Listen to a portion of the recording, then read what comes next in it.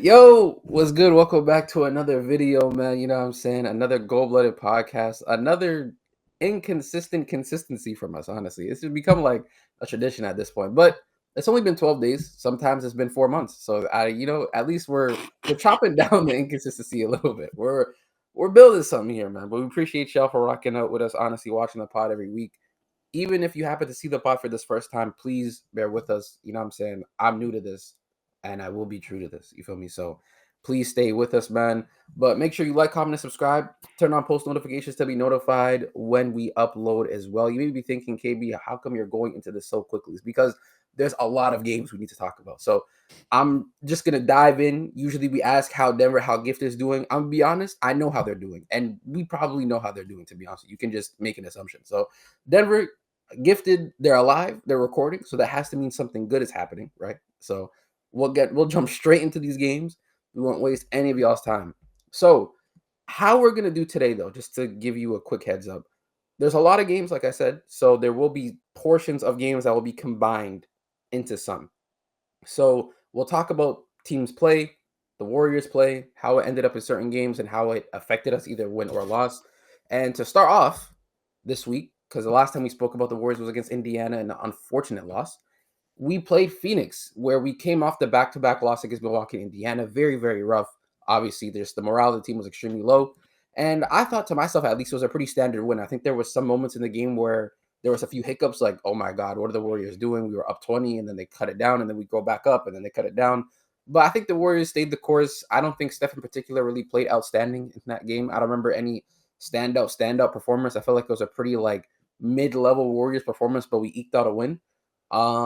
Yeah, so that was pretty standard. I'm not gonna lie. The Sacramento game, we'll spend a little bit of time talking about this. Obviously, no Steph in this game. I think he was still dealing with his illness. And we come into this game, no Steph, I believe no Draymond and no Jimmy. So we didn't play really that much of our veterans, to be honest with you. We just relied on the young guys. And quite honestly, Will Richard, Moses Moody played outstanding. I thought Kaminga was decent until the fourth quarter. I think he made a lot of boneheaded decisions. But they were in the game for the most part, got down 11 in the fourth quarter, went on, I believe, like a 9-1 run in like the last 2 minutes to make it a one possession game. Then Schroeder hits a fuck you three over Al Horford. Like I'm not even trolling. He was playing so bad and then had 12 points in the fourth quarter and hit like 4 threes or 3 threes, something like that. It was like absolutely ridiculous. I'm gonna be completely honest with you. Then Kaminga comes down, has a clear layup, and God knows what was going through his head. He just had a absolute howler at the basket. I don't know what the hell that was. I'm gonna be honest with you, bro. But Sacramento was a really tough loss for me, at least. I felt like going into games like that, at least where we are in a position to win and we don't come out, even though we don't have the winners, not winners, starters, sorry, really hurts in my opinion. But you guys can let me know how you feel about that game. But yeah, that loss in particular, I wish we got that back. I'll make it quick. We don't care about the Kings at all. I don't care too much about that loss at all. The biggest thing for me is that Will Richard had 30 points. That matters so much because he was going to get his ass into the G League if he didn't have that 30 points. So salute to that game for that. That means he has a higher career high than Otani, yeah. redacted. Shohei? Yep. Oh shit, man. Shohei may be washed. Well, yeah, man. I'm not gonna lie. he was balling. And Moses Moody was balling. We'll talk about career highs for these because a lot of guys hit their career high and this bunch of games. But speaking of career highs and whatnot, we came against Denver. You know what I'm saying? Shout out to Aaron Gordon. He loves dropping a little PR game against us. But it actually wasn't him who wasn't going crazy this time. It was Jamal Murray, who for some reason this season has been, the best way to put it is automatic, genuinely. He's for some reason. Yeah, like he's just been fantastic. I wanted to hate, but I can't even hate because he's been playing fantastic basketball. Obviously, Jokic, we know in this current stretch, at least at the time of recording, is on an elite stretch of basketball. But Jamal Murray is going under the radar in terms of how he's been playing. I feel like he's been playing very solid basketball for them.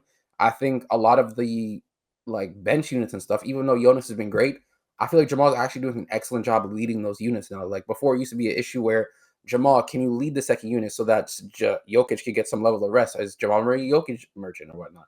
I believe, in my opinion, at least to some degree, he still is. But I think he's doing a much better job this season, handling the second unit, leading them, allowing Jokic to get that rest. And credit to Denver for putting some decent pieces around Jamal to allow him to run that unit too. Because most of the time it'll be Jamal Murray with like no other scorers and be like, play defense, Jamal, you do the rest of the work on offense. You know what I mean? So I want to give credit to Denver, but again, I think another game without Steph, but it was a game where we did not play like men, in my opinion, at all. We came into that game with no mentality of being in the game at all. And credit to Denver because they offensively were absolutely on point. I feel like they were hitting. They put us away.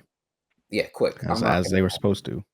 Yeah, as they were supposed to. But I feel like some level of fight would have been better from the Warriors. Like you come into that game, Draymond Green shouldn't be your leading scorer, respectfully. I don't think that's something that you come into and be like, yeah, we need to definitely have that. So I feel like for that, it was a really bad like loss. Even though we weren't supposed to be in it technically, I just felt like in the first quarter, you were kind of sort of almost battling a little bit. There was some level of response, and especially in the back into the first, not like the first 6 minutes. I remember that Quinton post run to cut the lead. Will Richard was playing excellent in the second. We made a run, and we made it really close. I think it was like a 2-point game or like a 3-point game. And then Denver went on like a 16-2 run, like immediately after calling timeout. I remember.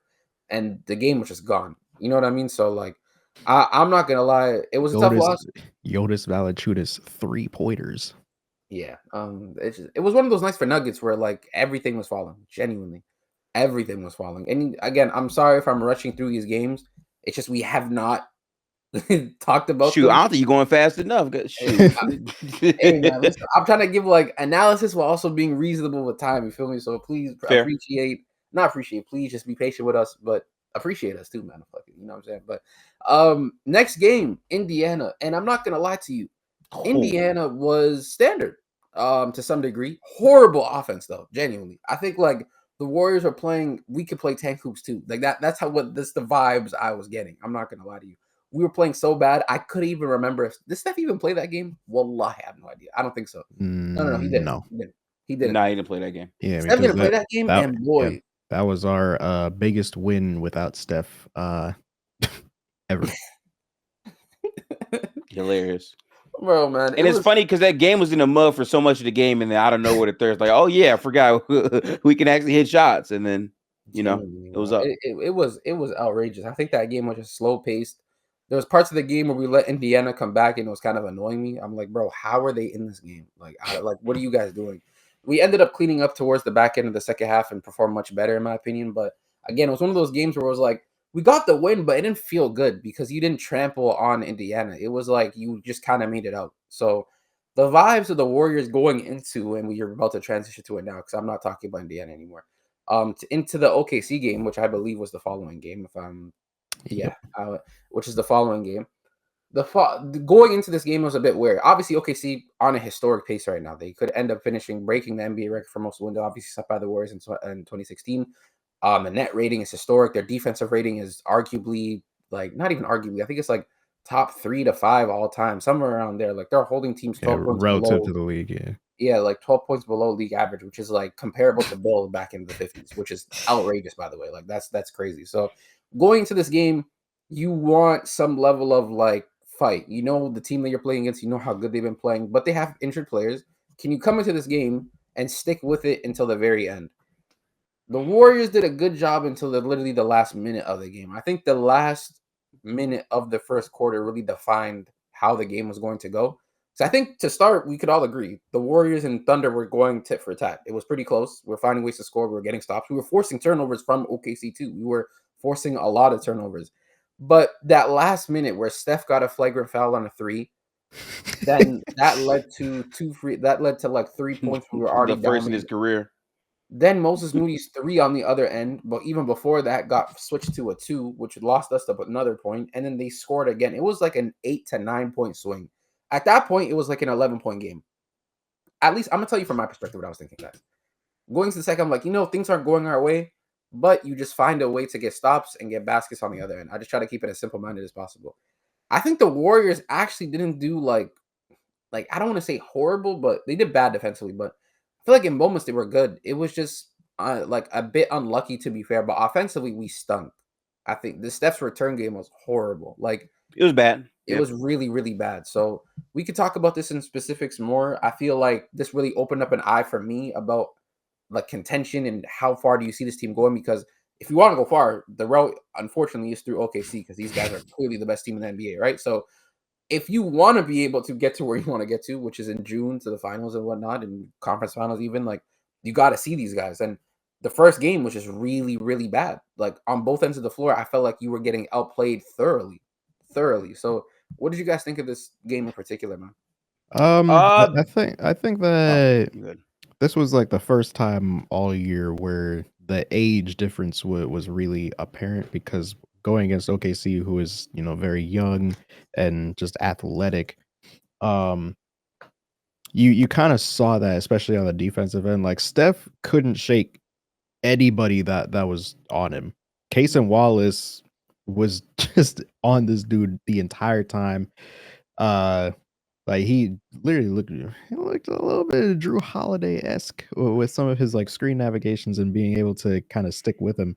But if it wasn't Case and Wallace, like they were literally just throwing the whole team at him. They were doing the anybody but Steph gimmick, and it was working out because we don't really have that like crazy of like offensive talent outside of him. And so they are kind of free to just kind of roam around. We saw a couple plays where Steph would like beat Case and Wallace on like a screen or something. Then he would see like Jalen Williams, Jay Will, um, in drop. He'd get past him, and Chet Holmgren is at the rim. Like it's just, He was it's just just, seeing bodies, bro. it's a lot. It's a lot to deal with. He was seeing bodies, man. Give to talk to me, bro, because this game was pretty tough for us to watch. I'm not gonna lie. I think we ended it like quite early, but what did you think of this game, Gifted, bro? Oh, belt. They beat us very, very badly, thoroughly, Pants. in almost every aspect of the game.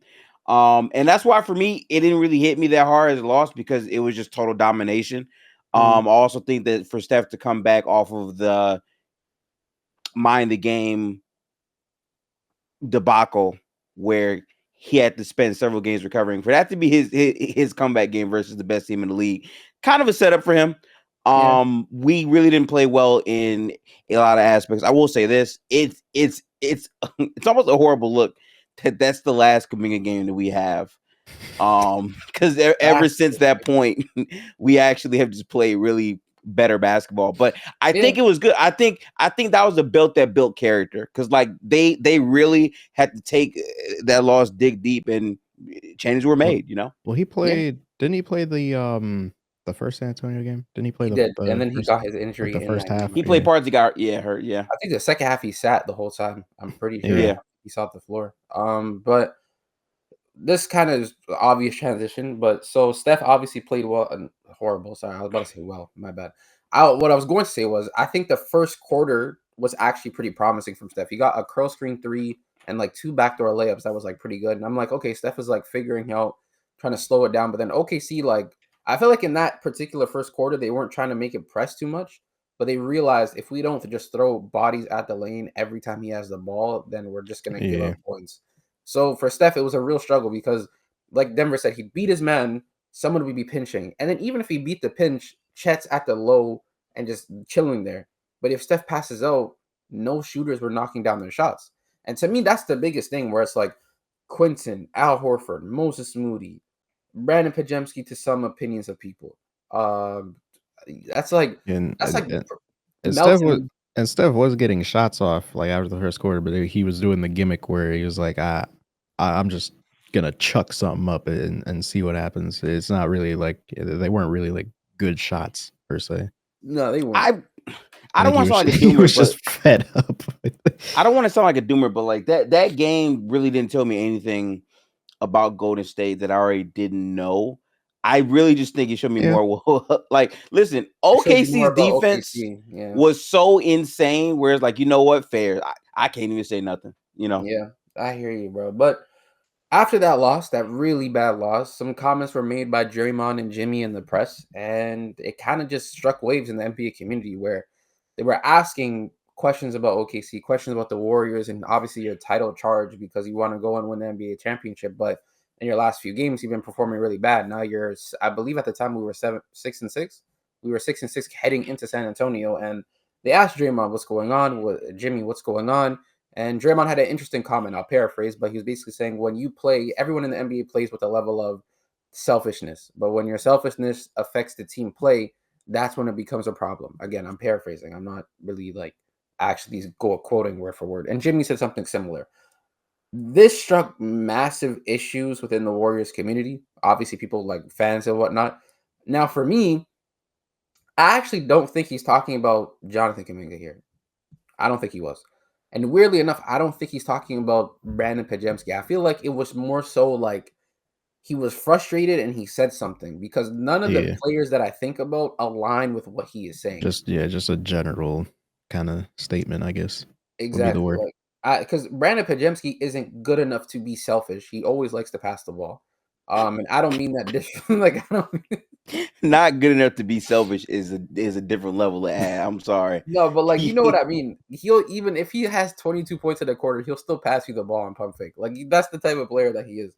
Kuminga has been as the first 5 games were like peak Kuminga. I was like, bro, I've never seen a player like this in my life. He was playing really good, bro. And then the last couple of games, he was really, really bad. But I don't think again was selfish of him. I don't think anything that he was doing was really selfish per se.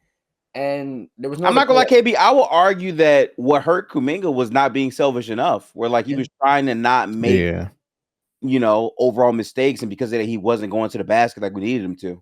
Honestly, I do think that. Like I firmly believe a part of this team, if they do want to make it far, if we don't trade Kuminga, of course, is Kuminga really like decision making has to improve. And I feel like it has taken a slight progression. I'm not gonna lie. But I feel like some areas still need to improve. Like the mid-range stuff needs to be completely taken out, unless you're already like you have it going and shoot it. But like your number one priority should be basket, basket, basket, basket. And if you have an open catch shoot 3, shoot it. I don't really care. Like that should be your number one thing. Basket, basket, basket, basket, cuts, shoot open threes, and find kick out passes for guys who are open. And I feel like the first 5 games he was doing that, and his numbers look fantastic because he was just taking what the defense gave him, and you look great. Then the last 5 games, it was like, you're not really making the greatest decisions. You're back to resorting with your back to the basket. It's not looking good defensively. You're just having stinkers because off the ball, you're just sleeping. So, like, you need to do a better job. So, again, I don't feel like it was towards anybody. A lot of people thought it was towards Kuminga. A lot of people thought it was towards B-Pods. Again, Kuminga didn't play like that, at least in my observation. Like, you know what I mean? B-Pods didn't play like that. He's ass, but, like, he's not selfish. Like, I don't know. Yeah, Gifty, you want to chime in here? Yeah. I'm getting annoyed with this NBA Twitter shit. I'm gonna just say it, bro. Like the amount of people that tried to act like they were FBI investigators, like, well, no, it's really this guy. Because if you go to this part of the quarter, look at the body language. I'm like, dog, they just got blown up by 30 points.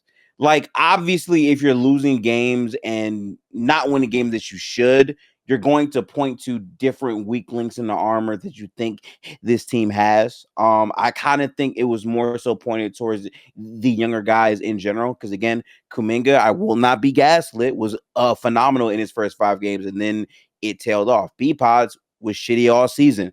Moody wasn't healthy, came back, had a great start, and it wasn't good. Like there were many guys who were up and down, but also the veteran players themselves were very up and down.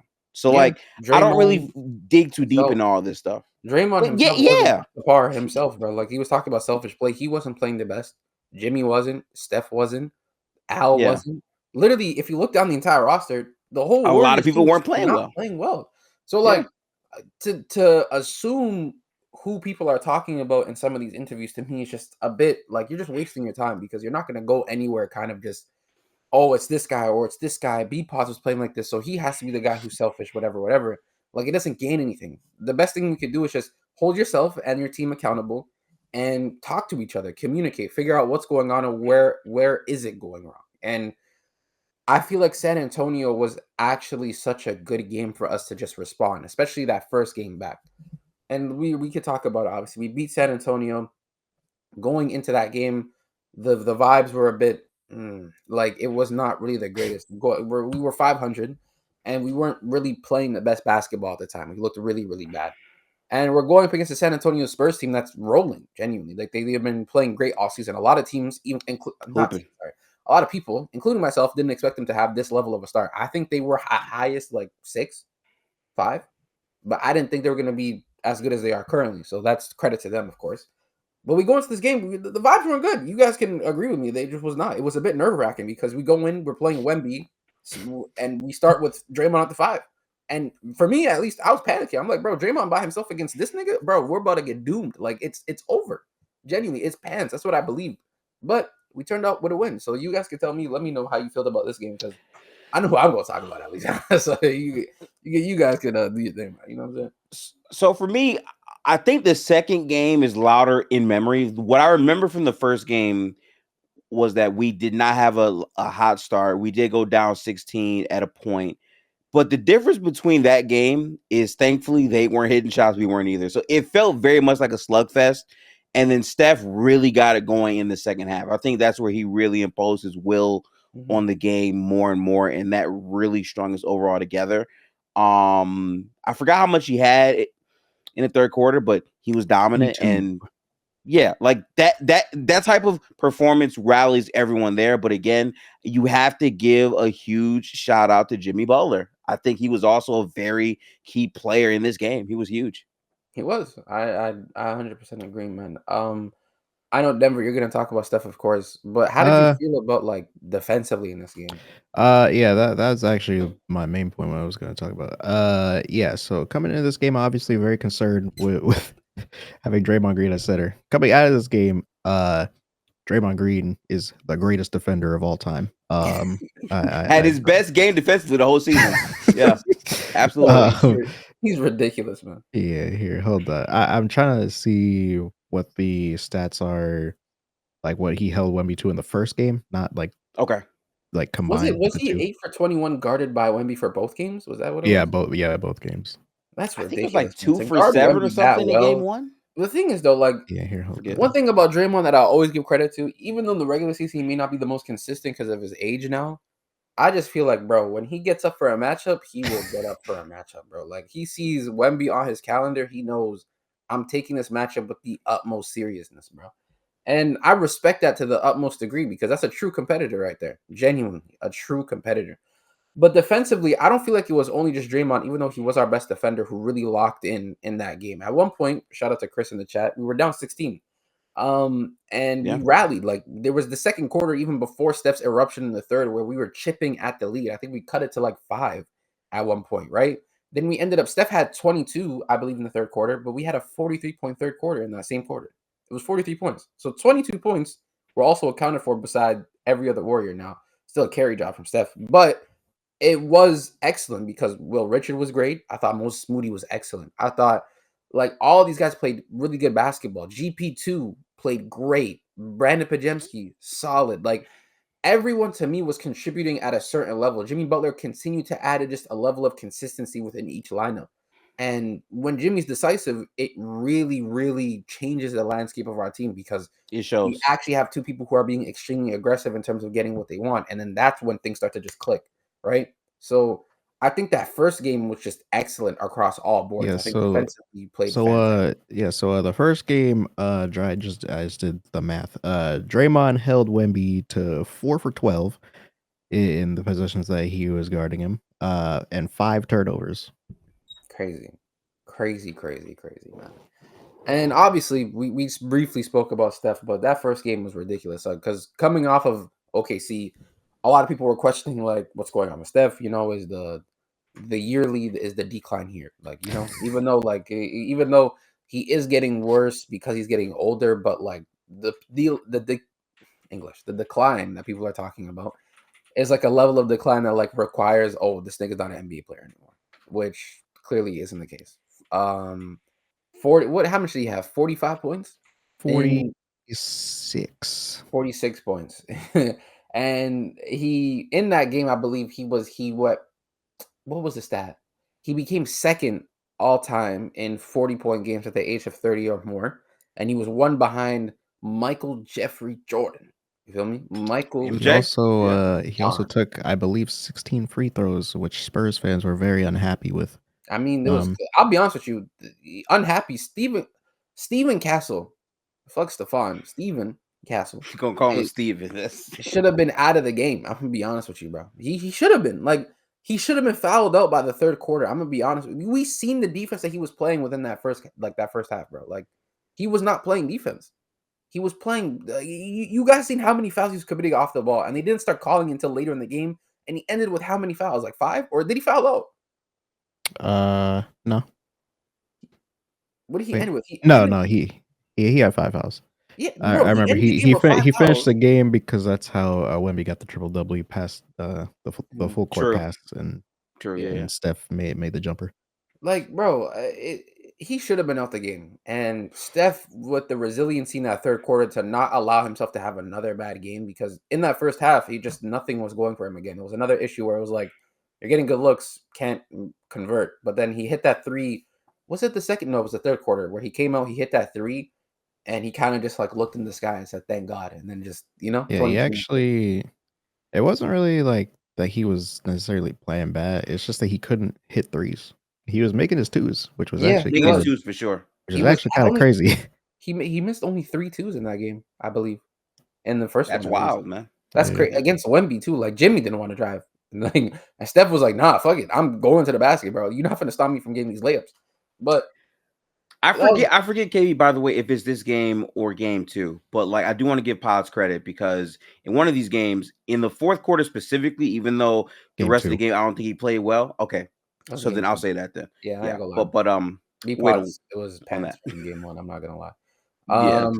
But again, we can head into game 2 because game 2 was a cup day and nationally televised. I was a great game start to finish. The court was gray, and Wemby's tall. You know, we were there in full effect. Warriors, I believe, were wearing blue jerseys, right? You know, our patented away jerseys, just chilling. And we came into that game, same mindset. Great win against the San Antonio Spurs, but we want another one. We don't want to go into this road trip and split. We want to get 2 wins and carry on and continue to strive and, you know, play great basketball. And I think we did.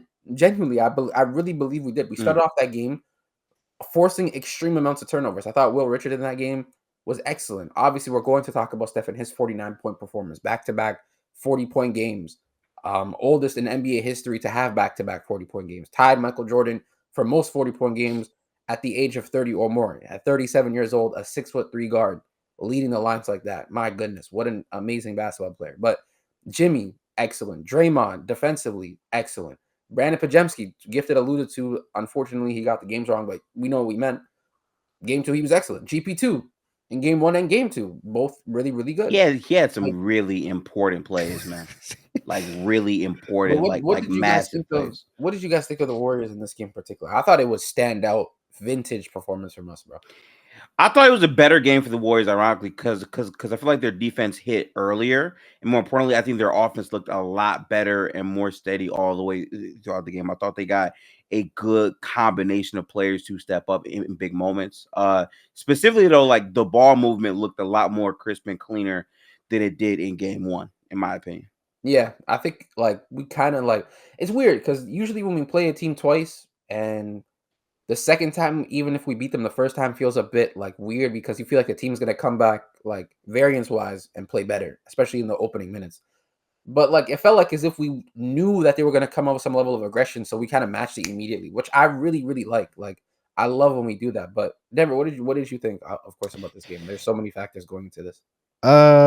Yeah, I will say Draymond definitely didn't like play Wemby as well in the second game as he did in the first, but he still was able to slow him down kind of enough. I think that overall as a team we really played like really great team defense, especially against him, in terms of like being able to kind of read where he was going, reading where, you know, the passes that he was kind of looking for. We forced him into a lot of turnovers in these 2 games combined. And so, yeah, I feel like it was just an all-around solid game. Like Moses, you would have hoped to have gotten a better game from Moses because I think he was like 2 for 9, something like that. It was lower for Moses, yeah. It wasn't the best offensive game for Moses. Offensively, but you know, the defense was still there. He was still making the hustle plays, just the shooting.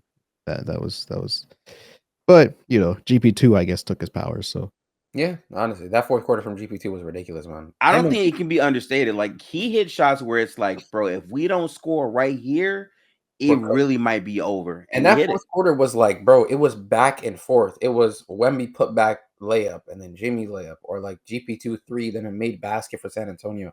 And they were just getting offensive rebounds late into that game. Like for me, I was really, really annoyed because there was a point in the game we were down 10 and Steph hits a no, sorry.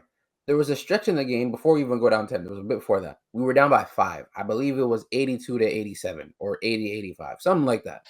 I could be wrong. And there was a stretch where Draymond, Wemby just chit-chatting at each other, just talking crazy. You know, Draymond, he loves the matchup of just playing someone who's at an elite level and kind of showing them levels defensively, right? Yep. So Wemby is there, not really saying much, just chirping back with him. Inbound play, lob, slam dunk over Draymond Green. And the crowd, my goodness, was going bonkers. Like, we talk about OKC, and obviously we talk about Oracle Days Warriors, but I feel like one underrated crowd when they're really into it is the San Antonio Spurs, where when their team is like obviously winning and they're in a winning situation now, but when they're like in close games and big things are happening in San Antonio, bro, it can get loud in there, genuinely. So I feel like one of the best crowds in the NBA is San Antonio. So shout out to them. But Draymond, as you can see, staring up at Wemby, Wemby looking down at him, just screaming. But the basket didn't count, but you can feel just the momentum shift. You know what I mean? The Warriors pick up like 2 quick fouls, send them to the bonus. They make it like a 7-point game. Then we come down, we don't score, and then we foul them as well. They send them to the line again. It was like a swing that created like a 10-point gap, essentially, is what happened. And it really put me in an annoying mood because I'm like, bro, we're just selling this like game. And it kind of felt like, bro, it might not just go our way. It might be a split. But then came, Yeah, so you that know, there's something about like them before you pull up what you pull up, man. There's something about like all-time players sensing a moment. And like, bro, when Steph is in that controlling, decisive mood in that fourth quarter, there's really nothing like it, bro. Down 10, comes down the court, first play where he like I don't think his first play when he's in the game, but it was early when he got subbed in. Ball screen, Sohan switch, hesitation between the legs, stomp, Sohan's on his back foot, pull up 3 from hash, buyout. Yep. 88-85. Get the ball back. Moving the ball. Swing, swing, swing. Ball's in Steph's hands with Sohan on him. He says, allow me to have this dance. Crossover. Left hand dribble. Step back midi. Looks at his bench as the ball's going into the basket and tells these niggas, we're going home. I promise you this, bro. And the rest was history. Like, it was truly like, bro, he's just so good at what he does. And there will never be a moment for me. You can play the clip. There'll never be a moment for me where it's like, I'm not going to appreciate the things that he does.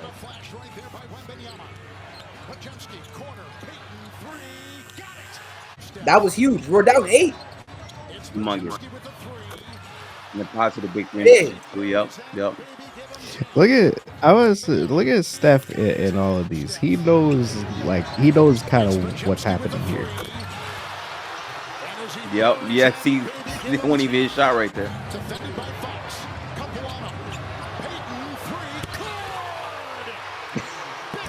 See, look. And like, that's the funny part, right? So I have the numbers here, right? In the third quarter specifically, Steph had 17 points on 6 for 11. That's a 74% true shooting. He had 4 threes in the quarter. And then in the fourth quarter, he had 14. Like the steady barrage of his points kept coming on and on and on. But is that 31 the fact half? Mm-hmm. Yeah.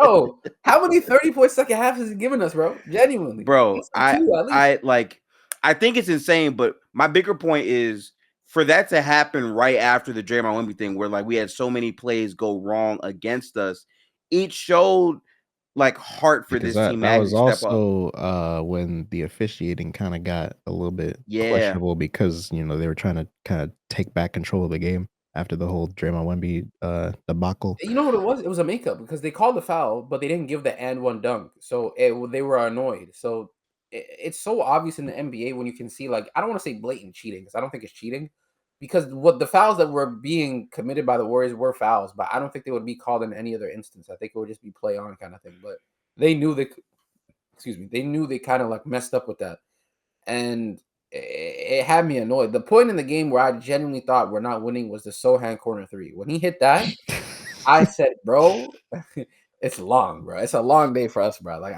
that's genuinely how I felt. Like I didn't think we were going to win, but bro, shout out to Steph, shout out to GP2, shout out to Brandon Pajemski. Do you see how like? And shout out to De'Aaron Fox. Oh man, yeah. Forever a warrior, man. Genuinely signed to Under Armour. He signed to the Curry brand. Actually, see, he knows when in doubt, he's gonna help. No longer Under Armour. Yeah, we was free agents. Shout out to the Mamacitas and the Kobe's, man. You know what I'm saying? Shout out to the Bean family, and they gave us that 49 piece, man. That was purely off of the vibes of the Kobe's, man. You know what I'm saying? But shout out to De'Aaron Fox. We appreciate your services, man. That howler of a fourth quarter you had, man, that was crazy. I'm not gonna that last play of the game where he took the midi in the clip. I'm literally saying, "On God, I live," because it's like in my head, I'm like, the size of Wemby throughout the whole game was so insane offensively. KB, your play, right? Like I understand, right? Okay, a non-shooter hits a three, tough, right? To me, it's like the amount of times where this man Wemby would do an over the back no call, or better yet, when he's falling out of bounds because he's so tall, they just don't think it was natural. We get called for the foul, right? Like that was happening a ton. And for that last play to be where we don't have a big on the floor and we know Wemby can make these impossible putbacks, and it is what it is. For him to take that shot and Draymond to get the seal was so huge to seal the game in that way, bro. That was tremendous. Even for like when Steph was at the line and we were like, this is another thing just about Steph that I like appreciate so much. When Steph was at the line, bro, we were down by one. We needed both to go up. And bro, this guy was just like, he knows he's not missing any of these free throws. Like he knows I'm going to this line and it's a guaranteed 2 points. Nothing you can do about it, bro. Like he was just like, yeah, come on. Yeah. Bro, I was like, yo, this nigga is genuinely madman. Psycho, bro. I've never seen a nigga so confident in his ability in my life. It was actually ridiculous. But in this clip, before you play it, Denver, I remember my camera was tweaking, so I had it off. Bro, I'll tell you exactly how it looked. I have my sweater on, but I have a t-shirt on now. When Fox caught the ball, you might be thinking, Gifted saying I'm comfortable. For me, I was genuinely not because he missed his last couple shots. But Fox against the Warriors in clutch moments for some reason is 90% from the field, in my eyes at least. Yeah. PTSD, especially from game 1 of 2023, where this thing was just lacing every single clutch jump shot. Bro, I was like, all right, you got it. But when he had the ball here, I genuinely was watching like this. Like with my head like here. Like you couldn't see me. Because I was actually like I was breathing so hard too. I had to step away from my mic because I didn't want to like. I forgot me and Denver got off the chair for this play too. Yeah, and you guys were like, "Yeah, I'm gonna stand up." I was like, "Bro, I'm not standing up. I'm not." But please play the clip though. Oh, on God I live. On God I live. On God I live. I was so okay. And listen, it's not that I didn't hate even Fox, sound right? worried at all. You said, "Oh my no. God, I live." Yeah, like because I'm like, okay, a tough fading midi. I'm like, man, I'm cool. Cause like I could have sworn the lob to Wemby was coming. It didn't come. I was grateful. Like I was so okay with losing that game if it came down to that shot. I was okay. I felt fine. Felt perfectly okay. Man, this nigga Fox actually had a stinker, man. I was just thinking about it for a second, bro. He really played. He took the same exact shot like 3 times in a row. That was bad, bro. I'm not gonna lie. But now elite win for the Warriors, and that kind of just set the mood for us. Like we felt like we're back. Like 2 big wins in San Antonio, both away games. Felt like I don't want to say playoff atmosphere, but like it gave a playoff mood because you're playing in San Antonio twice back to back. Like it was a good feel, like a feel good win. And we played the Pelicans. And he set the mood so much Steph had 9 the very next game, and we still won. You know what I'm saying? Gifted. Sometimes in this life, bro, you get a vacation day, even when you're working. Like you pull up to work, you clock in, but you know damn well you're not doing shit that day. You feel me? And that was what Steph did. Steph knew I'm coming into this game. The Pelicans are throwing everything: the kitchen sink, the stove, nigga, the pans, the bathtub, the shower head, bro. They threw fridge. Like they might as well throw the driveway as well. Like they threw everything at Steph Curry that game, and it worked. I'm not gonna lie to you, but Moses Moody. God damn. Like, 7 threes in the first quarter, it bro. was Klay 7 Thompson threes. for the first quarter. 7 Yeah. threes in the first? Bro, that was 7. ridiculous. Ended the game with 32 points. B-Pod's little stat pad at the end, you know what I'm saying? He ended with like 18 or something. He was dog shit for most of that game. I put it back in. Who else played well? Will Richard played solid. Jimmy, steady. Al had a decent game. I think the 3-point shooting that game was just really there for us. And then when the Pelicans were just making runs back, we just responded each time. So it was a pretty standard win for us. We played solid defense, made our threes, blew them out. Steph Howler, but we don't care because he gave us back-to-back 50s. So, like, I don't really care. I think Butler had one of the funniest plays in the game where Steph could not buy a shot to save his life, and he got the steal and was mid-animation and said, "You know what? Here you go, bro." And the Steph made the layup. It was like, ooh. Bro, that was Steph first back. He's like, yes. Yeah. And Steph hit the 3, and then you know when Steph hits a 3 after a layup, he thinks, okay, I might be hot. Let me pull from 40. Yeah, right. I might got it going now. That pass. Terrible. That's the definition of how not to run a break. Or make it hilarious, bro. Damn. It was actually crazy, bro. But no, I think for me, pretty standard game. Going into this game, there was trade rumors for Moses Moody by the Goldblooded community, and he kind of silenced that. I'm not gonna lie. So what do you guys think of Moses Moody's performance? Happy to see these young players continually raising the trade value because they're all expendable. But I appreciate what he was able to do for us. Okay, genuine question. I think let me just be honest. I think B-Pod's expendable. I think Kuminga is expendable. Okay. Is Moses Moody that expendable? Just like for real, for the ceiling that he could give you. Depends. Yes. Really? If the player's out there and they want Moody, Yeah, it depends. What's the expendable player? Laurie. Money wise, I don't know how that makes sense, but Denver. I mean, there's more things you have to do, but Giannis. That genuinely is that stars. All right, so I say Laurie. He says Giannis. That's what we thinking right now. That's what he's doing, bro. But no, I think Moody for me is like the least expendable role player on our team for the young guys.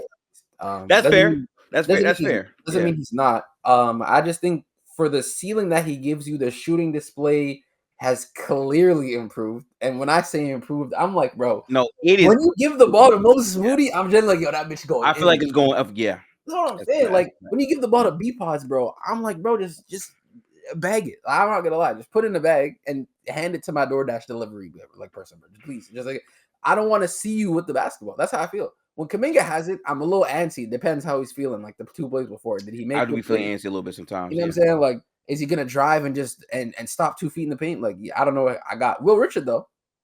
Hey man, you know what I'm saying? Like William, he's tough. I'm not gonna already one of the better players on the team. Yep. Yeah, Quinton Post, I feel like he didn't have the best of games offensively, but defensively he's solid, bro. I'm not gonna lie. A lot of people question his defensive ability. I feel like rebounding and rim protection, he's really good. Like he's solid at that, bro. I'm not gonna lie. So shout out to Quinton. I think Al's kind of warming up. I really need him to like, even though he can't play back-to-backs, I really want him to get like warm. Like I need him to like get, I don't want to say reps, but like I don't want it to be like 15 minutes, doesn't play for 4 days, and then plays 10 minutes the next. Yeah, stuff. What is he really doing? You know what I mean? That'll change once we get through all these, through the Adam Silver gauntlet here at the end of the month. Yeah, this together. We actually we survived pretty well. I'm not gonna lie. I just want to say this right now, man. 6-game road stretch. The only game we lost was the most obvious loss on the schedule, which is versus OKC.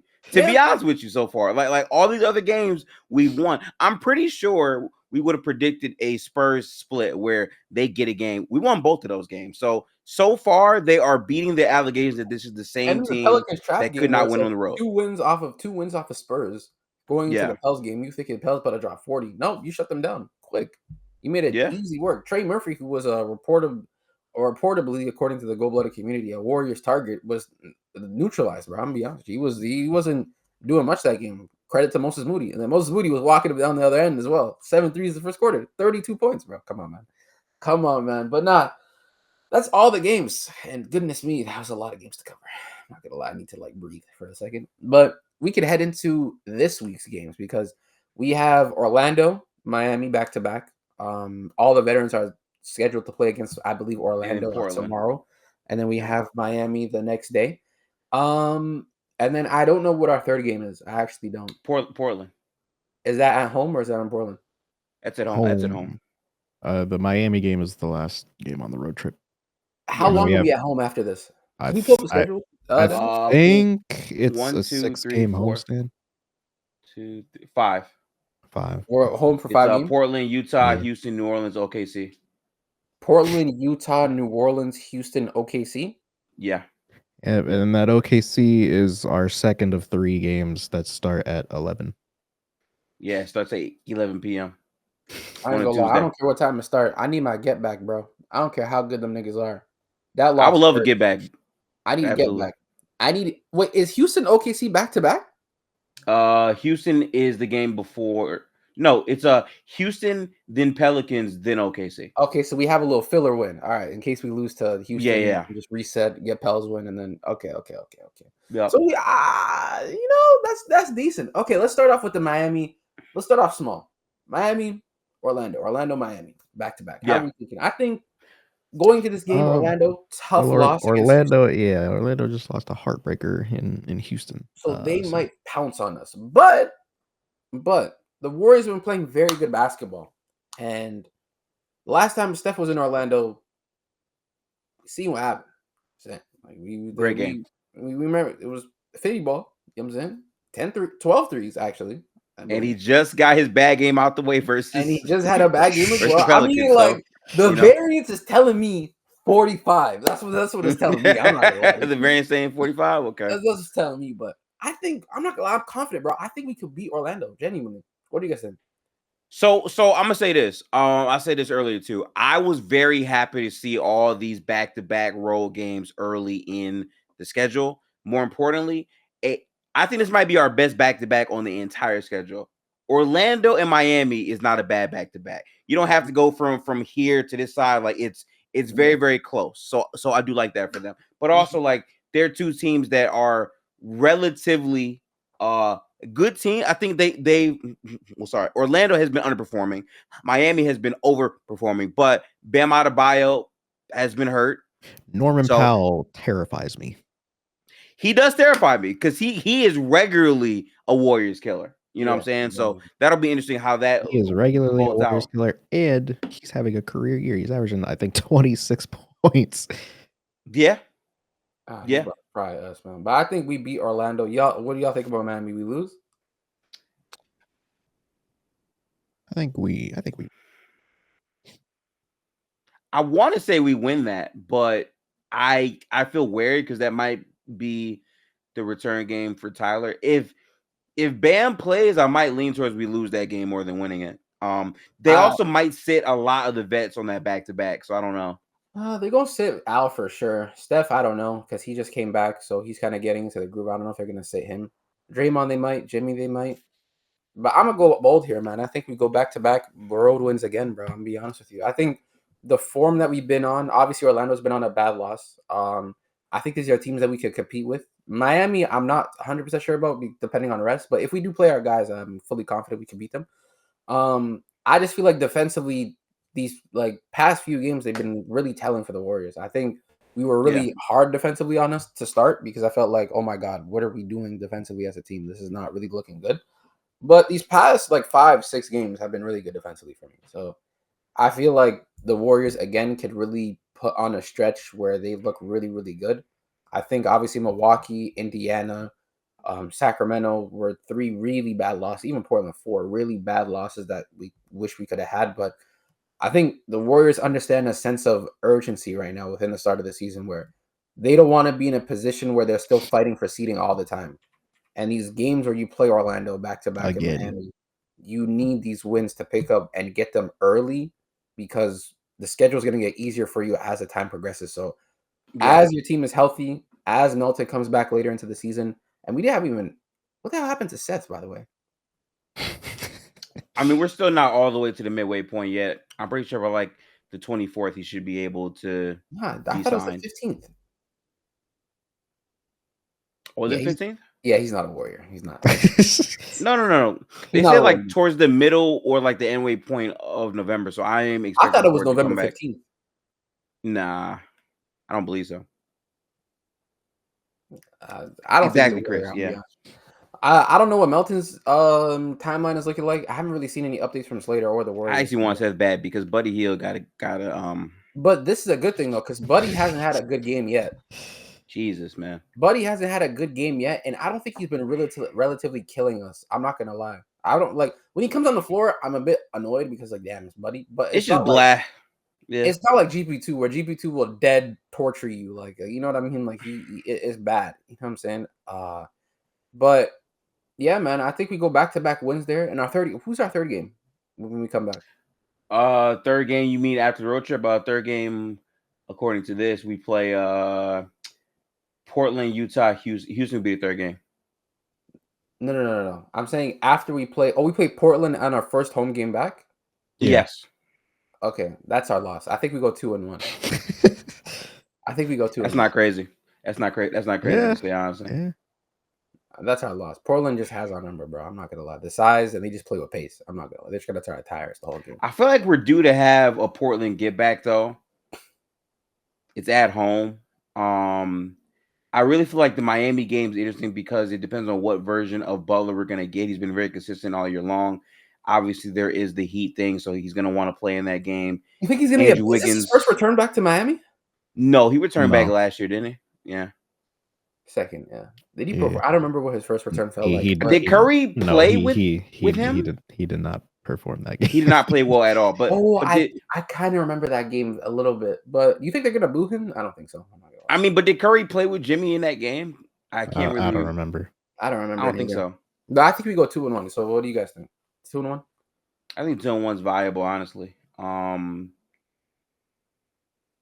want to say 3-0 because I think Jimmy and Curry are going to play all 3 games, and if that happens, I think they have a better chance. My thing is, what game are they going to try to work back in Kuminga? Because that's going to have to happen. Probably Portland. Yeah, probably Portland. Probably Portland. Portland. He's not available tomorrow, and he's not available for Miami. So it's probably gonna be Portland if he's available, even honestly. But anyways, though, let's go wrap up today's episode, man. Make sure you like, comment, subscribe, turn on post notifications to be notified when we next upload. We appreciate y'all for rocking out with us. We appreciate people who pull up live to watch the pod. Again, if you want to know where we watch this pod, link in the description. Playback.tv. We'll be back regularly soon, man. We're not going to take 2 months off this time. We got y'all this time. We have an episode next week for you. Don't worry. That's a guarantee. I promise. But anyways, man, y'all take it easy. You know what I'm saying? Do your homework. Drink water. Talk to your mother. Shout out Chilltown. But yeah, man, I'm going to holler at y'all, bro. Peace out.